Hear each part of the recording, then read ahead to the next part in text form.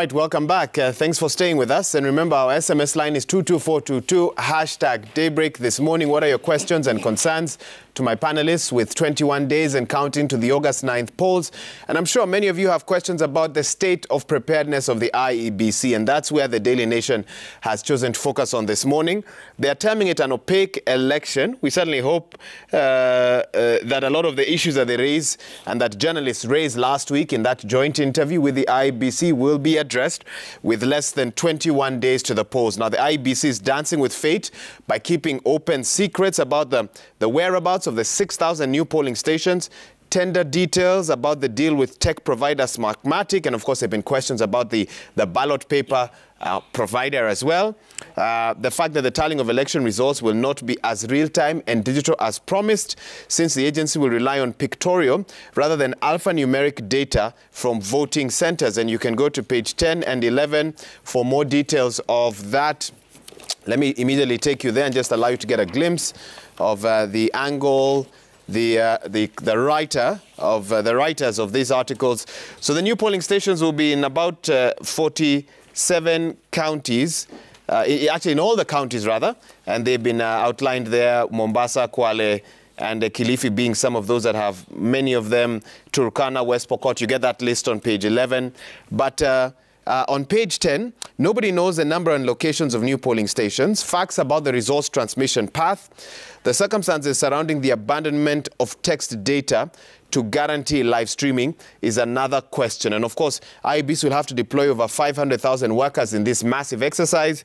The integrity of these workers is key, and you cannot police grown men and women is another concern as well. And of course, Smartmatic's track record was put to task last week during that joint media interview with a Google search revealing that there has been some allegations made against that firm in other countries, in Venezuela, in the Philippines, just name a few. And of course, Citizen Digital actually reached out to Smartmatic to get clarification, and Smartmatic dismissed those allegations, stating that the elections they've carried out have been above board and online propaganda should be ignored. But I'm keen to hear from my guests, each of them stakeholders in this election, just like you watching at home are, to hear what their concerns are this morning. And any questions they would have to the IEBC, but also where they feel the IEBC has gotten it right this time round. And I think, Annie Reri, it's only fair that I start with you. She's the Executive Director, FIDA, Chairperson, ELOG. She's here with us in studio, together with Fred Okango, Political Affairs Secretary, KANU, and Joy Mdivo, who's an advocate of the High Court. And do you agree with that title, making of an opaque election? Is that how civil society sees it this morning? Thank you so much, Waihiga. I think from us, and we did issue a presser yesterday, lots is going on well, but there's still a lot of work to be done. And we say this bearing in mind that we know as Kenyans the challenge with the elections is one thing, it is trust. And so because of the trust concerns, especially elements of disclosure, demystifying issues, and really just communicating to the public are critical. So for us, and we did participate in the National Elections Conference last week, we did raise our issues, our concerns, and also looking at the fact that elections should be a cycle. If you look at a lot of what we are trying to redeem, Waihiga, now, much of it ought to have happened earlier. So they're all questions about when IEBC was funded, what room did we give them to be able to undertake work, but critically, if we are to appraise them, we are also looking at them from a perspective of lessons learned. The 2017 Supreme Court judgment had certain things that needed to be done. How far have we gone on that? So I think there is considerable effort. We appreciate having worked with them behind the scenes. However, now the challenge to the IEBC is to speak to the public in a manner they would understand, to really demystify a lot of the questions that are what are being termed as opaque. If that is done, I think that would be very important to really infuse the trust and the confidence that is needed. Give us a sense of 2 or 3 of the main questions that you raised yes. In that conference. Yes, I think one, of course, is a key issue of the voter register. we need to now have it out in the public. Then it was not fully in the public. And then secondly, of course, was the issue of the polling stations, as has been outlined. We have 6,000 polling stations that are new. And in addition to that, if we recall during the simulation exercise, which I attended, there was a number of 1,111 polling stations that are out of the main coverage of 3G and 2G. So we'll need to know which are these stations that we are looking at so that we do not have last-minute hitches or we don't have questions abound unnecessarily about where do we have full coverage, where will we rely on alternative coverage, and then most importantly, because we now have new polling stations, where are they and where are they located? Fred Okango, with 21 days to the polls, it is clear that IEBC might not be able to comprehensively answer every question every Kenyan would have about every single detail in regards to the election, although we wish this was not the case. What should be priority? You have 21 days. You have all these questions that Kenyans are asking. What should be priority for them to at least ensure that, if nothing else, that the questions that were raised in 2017 are not raised this time around, because it is a mistake to repeat a mistake? Absolutely, absolutely. And thank you so much, Oiga.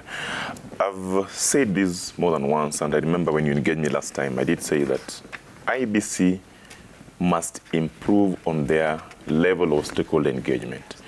They must consistently engage stakeholders in this election, but most importantly, they must be guided by the general principle for electoral system that requires that this election, as we go through it, it is administered in a manner that is transparent, accountable, accurate, and even secure. Now, so many issues have been raised by various stakeholders. As politicians, we have raised many issues. The civil society have raised many issues. The lawyers have raised many issues.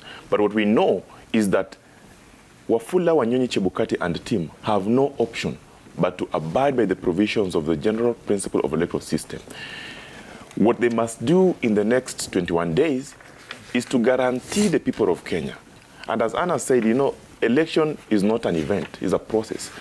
They have been preparing from all planning, regulations, all these, they have done that. What we want to see going forward is that whatever they do, whatever method we are going to use to vote, that method must comply with the provisions that it must be secure, accountable, transparent, so that all the stakeholders are satisfied that this election is conducted in a manner that everyone believes in. Otherwise, all these things are raised. Even if we are to go into this mathematic, whether they did due diligence, the 4 billion tender, all those issues people will raise. Some people will even go to court. But what must be above board is the election itself, how they're going to conduct it, how they'll do it. And people must see it to be free, fair, and credible. If you don't do that, then people raise questions. You have already seen the civil society talking about these issues. Politicians will come out this morning and start punching holes in the same. What that will do will derail them. They will not be following what they're supposed to follow. So we believe that this election will be fair, and we only ask IEBC, when people or the stakeholders raise issues, let them consider that those issues. I saw the interview between the commission chairman and the CEO and the media, and if you look at the nature of the questions that are being asked, they are very pertinent questions, but some of the answers that were coming from Chebukati and Marjan were not convincing, and it's only fair that Kenyans are convinced. So what they need to do, they need to continue engaging stakeholders as they promised. Is engagement with stakeholders enough, Joy, at this time?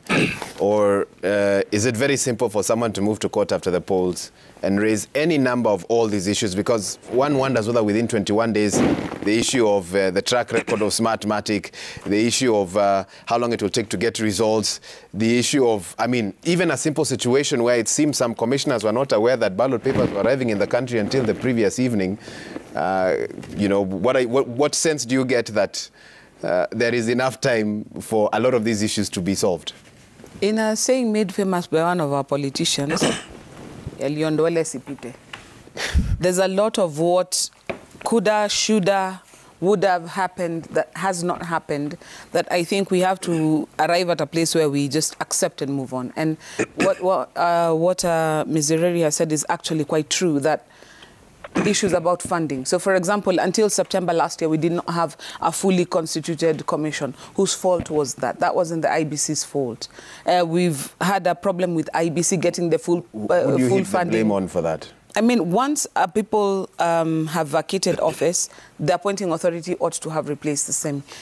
The reason why they were not replaced, we do not know. But now when the rubber is meeting the road with less than a year to the election, we had to replace those commissioners. The issue of funding, that fell squarely in the National Assembly. Time and time again, IEBC came out saying, we asked for this much, we're given this much. We asked for this much, we're given this much. They couldn't do anything in terms of hiring, training. All those things have waited until less than a year to the election. And so here I have to play the IEBC's, the devil's advocate for a little bit. That there's a lot of what could have, would have, should have happened between the last election and this election that did not happen because of plenty of intrigues and power play and things that, quite frankly, many Kenyans had no control over. So 21 days, is IEBC going to answer all these questions? Obviously not. Where it has reached, in fact, even going to the court all the time, like looking for orders, telling them, switch this, switch that. We are actually the ones who are sabotaging our own election. And as my fellow panelists have correctly pointed out, trust is very deficient in Kenyan politics. But, you know, trust is not only earned, trust is also given. As Kenyans, we haven't even given the IEBC a fair shake to see what they can or cannot do. We've gotten to a place where, so far, even the ones, the places where they have tried to give some disclosure, we are all looking to punch holes in the disclosures that they're making. So I think we also need to come to a place where we say, as a people, we need to believe a little bit in the IEBC, cut them a little bit of some slack. But that said, the IEBC has to make an effort, whether it is daily press releases. It doesn't have to be a press conference. Just keep releasing communique. Or do like the DCI. Have a guy on Twitter always updating and a guy on Facebook. Just keep talking to Kenyans. Because when you stop communicating, then you leave a gap for people to start imagining what could be going on behind the scenes. So they have a very short period of time. We are in a situation where, especially for the political class, we have to stop playing games. We have to stop, you know, trying to manage IEBC through the courts. We have to just all just take a chill pill and sit down and let the IEBC do what they can do. And then, like you said, anything that is going on or going wrong can always be litigated afterwards. After all, that's why the court system exists. Because and it actually sounds like they're in a spot right now where they're damned if they do and they're damned if they don't. When they call the media for 2 hours, have this joint interview, one would imagine the intention was that by the time you're done, people would say, okay, now we kind of understand and we see a clear way forward. But people were left with more questions than answers after that interview. At least I was. I don't know if that was the same case for you. And so I think in a sort of a crisis management scenario, what do you do moving forward? And I know they've talked about working with partners. So, for example, with civil society, are there any ways civil society can step in to sort of help strengthen IEBC with 21 days? Just talk to us about what's happening behind the scenes with your engagement with them. Okay. So, for starters, I think the greatest appreciation you need to make as Kenyans is that our election is quite complex. It's the one election. On one day, you're expecting Kenyans between a very short span, 6 a.m. to 6 p.m., to elect almost six definitive seats. By itself, that makes it very complex. That's why you find in a lot of countries, elections are split. Having said that, because this is what we put in the Constitution, then we need to be able then to see what are the lower hanging fruits, what are the things we can be able to work on quite quickly and leave out the more complex issues. Issues such as disclosure on polling stations, disclosure on who are the voter registers are things that should be quite easy. When you come to, of course, matters technology, it's not supposed to be complex, but because of the perception we've had as a country on how technology is applied or not applied, that makes room for a lot of questions around this. I think for us, 21 days to the elections, and we have kept on engaging the IEBC, we've told them there are a number of things that have gone right. I think we want to laud them on the fact that they have been very clear on, at least to a large extent, enforcing the participation of groups such as minorities, women, youth, and persons with disability. They've also come out quite clear on matter of integrity to some extent. Of course, a lot of those issues were litigated in court. So when you have such considerable progress, because again, you keep on learning, then where there are questions abound, where people are asking quite a number of repetitive issues, if they're able to disseminate it. But again, as Kenyans, we, as has been mentioned, as we are given this information to consume, we also need to, so to speak, cut the commission some slack, be able to digest it. So starting with Kenyans, even as we question the IEBC, they did disseminate a number for us to be able to check our election details. How many of Kenyans have done that? Because you also have to take that responsibility. Don't wait until the last day, then you go to your polling station and you're not on the list. So where information has been availed, a number has been given to us, the 70,000. How many of us are checking? And if there are hitches with that number, so that we are able to raise it in good time for the IEBC to correct it.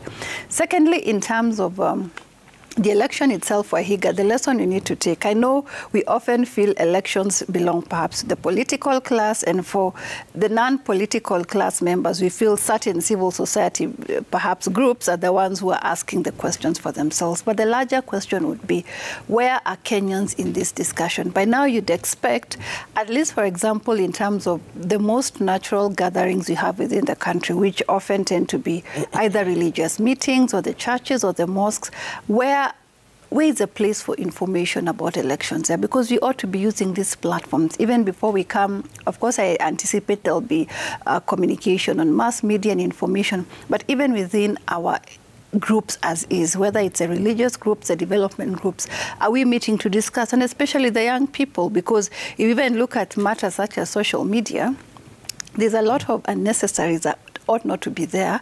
And for us getting into 21 days into the election, you'll be surprised, Wahiga, how many social media users who are quite tech savvy don't even understand the electoral process, and where they don't understand, have they taken steps to try and understand it. So I think it's a two-way traffic. Yes, the mandate for now largely lies with the commission because they're the ones in office, but elections belong to the people. We also need to take that step, even post 10th of August 2022, to be engaged as a nation, as individuals in the electoral process, so that we are not sitting back comfortably waiting for the commission and the political class and civil society to do the work. But as individuals, Kenyans, especially if you're 18 and above, you ought to have that interest to understand how elections are carried out in your country, what happens with it, and so that eventually we have an electoral system that is owned by the population, that is owned by the electorate. Okay, fair point. Fred Okango, in 2017, you were playing a different role in the run-up to the election. In fact, I believe you were supporting, you were an official in a party that had a presidential candidate. Absolutely. As you look at 21 days to the elections this time round, do you get the sense that IEBC is better prepared fundamentally overall, or do you feel that you have similar concerns today as you did roughly around 21 days to the polls in 2017? Well, there are areas that IEBC has improved, and we have to give them credit, particularly when it comes to nomination of candidates. We have seen that they've done so well, even though there are issues that have been raised. But also there are certain areas. I remember when our captain was being nominated, Raila Odinga, he did present issues, and Madam Martha Karua also raised issues. The flaws in the 2017 that IEBC was to address, and they did commit that any other issues raised by the political class, the candidates, will be addressed as we go, and they assured the public that all these, will be tackled. Now, if you look at the issues that are emerging today, the issues of ballot papers, the issue of the tender, the issue of the server, and it's coming, the issue of the server is even critical this time, because with the Data Protection Act, it now requires that, these servers must be hosted locally. And the other time, that was not there. So there are emerging issues that were not there in 2017 that, as a party official and as a Kenyan who is concerned that this election should be free, fair, and credible, I have to raise. Now, comparing 2017 preparedness and 2022 preparedness, to put it simply, it means that IEBC has tried. But we are going into an election that has got very high stakes. And if you look at the competitors, everyone is putting their best foot forward. So that means IEBC, so that we don't go back to the issues that were raised in the Supreme Court that time, we must actually fix the flaws of 2017 fully. How do we do that? Engage the stakeholders. Number two, go back and check what were the issues that were raised. Some of them they have tried to fix. I am very much concerned this time that the public are not really engaging IEBC. And when... How so? The reason, as Anna has put it, you notice that IEBC have been sending communication, particularly on voter, checking on your registration status. Very few people have done that. If you walk around in a group of like 5 people you ask, only maybe 3 have done that. I've tried sampling that. So maybe that communication, as Joe was putting in, they need to put it more in the face of Kenyans. Please do this, please do this. Number 2, IEBC must come out and deliberately communicate. The issues of tender are very sensitive issues, but the issues of server, the issues of voter identification, the issues of transmission, the issues of ballot papers, the issues of trying to understand how this election will be conducted, those are issues that they can regularly communicate. Because when you communicate something, you give the public confidence that you're actually on the driver's seat. But when you don't do that, then people start questioning. Very soon you'll start hearing the politicians asking, how did you arrive at this decision? You're looking at the number of polling stations that have been added, the centers that have been added. People will start questioning. Remember, this is coming at a time when there were certain regulations that were supposed to be amended. And when IEBC presented this parliament for amendment, they were even time barred. That's the reason that we are given. So how do we try and move from a situation where we were having an opportunity to put subsidiary regulations in place to cure these, and we don't have it now? The only way we're eager is they must communicate, they must engage, and they must do that regularly. Well, I'm glad my panelists are looking at the glass half full. I don't know if Joyce sits there this morning as well. Bob Owino is saying we need to have confidence and give IEBC enough support to have credible elections. The people complaining, for the people who are complaining, why haven't they pushed for the Kriegler report? Because it was meant to cure these teething problems. You know, care to respond to that? Could that have solved a lot of the issues that we're discussing this morning? The Kriegler report, as far as I'm concerned, was like the playbook of how we should structure our elections. And it was very detailed, up to and including timing, who are the duty bearers, and all these other things that if we were really honest about looking at that report and implementing it as having been generated by a group that was largely impartial and removed from the political process and interests, the Kriegler report was an excellent starting point. And out of that, you had the IEBC, the independent, the interim Independent Electoral Commission, which was the first commission that sort of tried to give life to what you have with the Kriegler Commission. So something simple, for example, as in how soon can we change the law?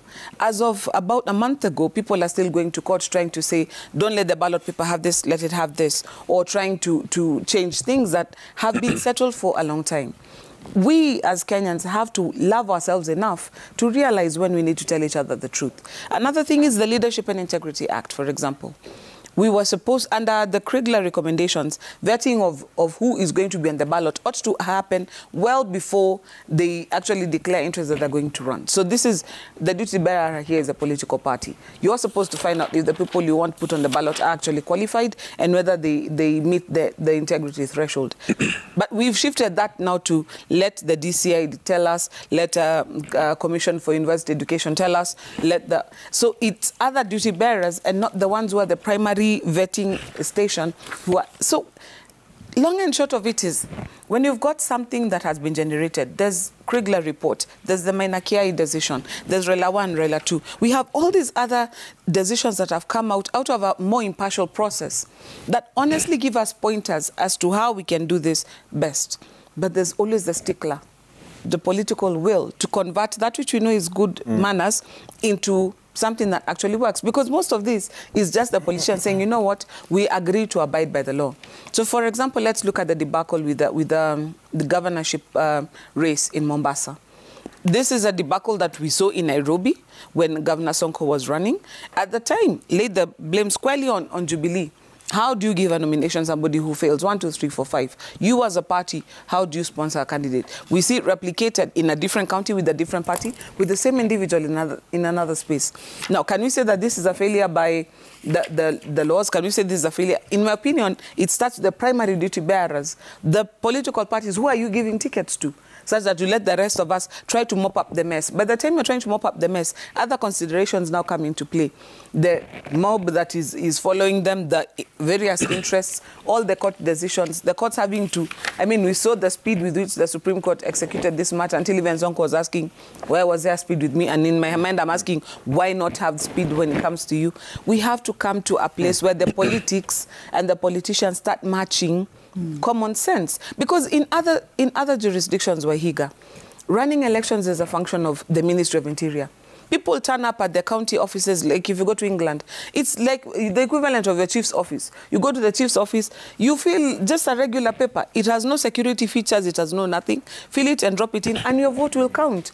But in Kenya, our ballot papers, which we use for one day, have got more security features than our currency. It's absolute nonsense. We've reached a place where we are trying to buy trust from everywhere, but all we need is the common sense to have leaders who have the temerity to bite the bullet, stop looking at selfish interests, pass laws that make sense, that actually bite. The Leadership and Integrity Act has to be overhauled and make sense. The Public Ethical Officer Act has to be overhauled, has to make sense. Chapter 6 has to be given life in our public space. And not only that, then the IEBC, the one that is tasked to do the duty, also has to fall into the frame where what they're doing is transparent for everybody to see from beginning to end, because their role cannot just be waiting for elections to run elections. We need to understand how the commission works all through, because they're a permanent commission. So they're not a commission that sprouts every time we have an election. So what have they been doing for 5 years since the last election to this one? This should be laid on the table. And I'm hoping after this election, one of the things that I want us to see, especially the leaders and the politicians who come in, take leadership, give leadership. Just bite the bullet. Stop looking at it in the prism of, you know, this can be used to stop me from running next time. Kenya has to become bigger than you. And you have seen what self-preservation has done to us as a people in the confusion that has created in our laws. And just align everything. Because as a lawyer, we keep saying that the law is very clear, but I'll tell you, our electoral laws are as clear as mud. As clear as mud is where we take a break on. Very interesting views here from some of my panelists. Even as we look at the state of election preparedness, lots of questions that we still don't have answers to. But we'll continue asking them. And whenever we get a chance to have IEBC officials on these programs, we'll continue to probe and prod just to help you understand really what's at stake and what some of the issues are and what you can expect on the 9th of August when you go to the polls and the subsequent days as we await the results. And of course, we're being told here the results may take some time, because this time around, instead of election officials sending alphanumeric data, they are supposed to send pictorial evidence. What happens if there's poor bandwidth in that particular area on that day? And so, I mean, there's lots of questions. We'll keep engaging even as we count down to those polls. But for now, let's take a quick break. When we come back, we've got lots more to talk about on the political front. Zoning of areas, that's something we want to talk about. We saw a discussion around that in Nairobi yesterday, and there's quite some discomfort from some of those who the zoning did not favor them. We'll also talk a bit about Mike Sonko and the week that was for him as well, and we'll also get the predictions of my guests on what they expect tomorrow. The Deputy President's debate will be live from the Catholic University of East Africa. What are their expectations and what are your expectations as well? 2242 is the SMS line. The hashtag is Daybreak. We'll be right back after this short break.